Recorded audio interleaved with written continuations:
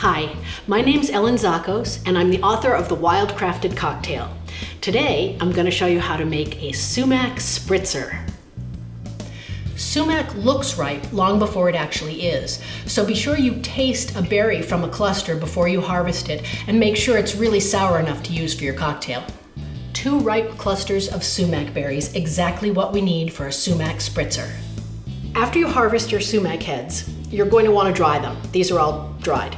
You can either do that in a dehydrator or you can roast them in the oven at 250 for 15 or 20 minutes, and that's going to improve the flavor. At this point, we are peeling off the small clusters of sumac fruit from the main stem, and the reason we do that is because the main stem is big and it tastes bitter, but also because later in the season there are caterpillars that make their home inside the clusters of sumac fruit.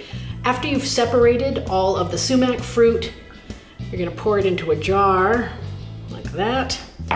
And you're going to use room temperature water. Some people say, oh, hot water makes a faster tea, and that's true, but it also releases certain tannins that can give you a bitter tasting sumac drink, so we don't want that.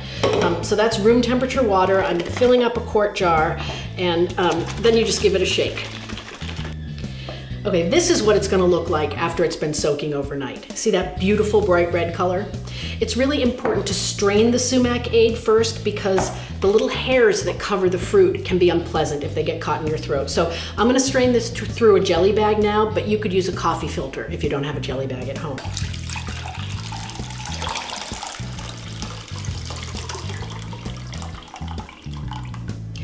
Okay, so we've strained the sumac juice, and now I'm going to pour it through a funnel, so I don't make a mess, into this SodaStream bottle, and we are going to carbonate this. Now let me just warn you, if you carbonate anything other than water in a SodaStream, you void the warranty. That being said, it's perfectly safe to do if what you're carbonating is clear, and we've strained it, and unsweetened, and this is not sweetened. If you have a soda siphon at home, you can also do that. Because beverages carbonate better when they're cold, we are going to put this in the refrigerator and let this chill for a while. Once you have chilled your sumac juice, you're going to put it on the SodaStream.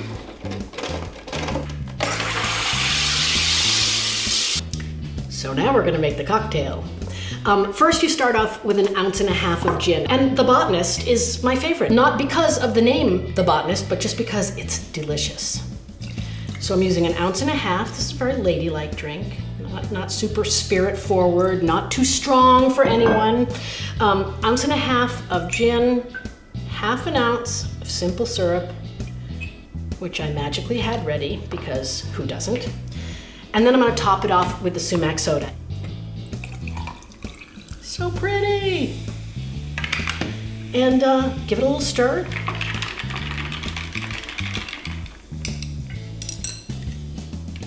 Cheers.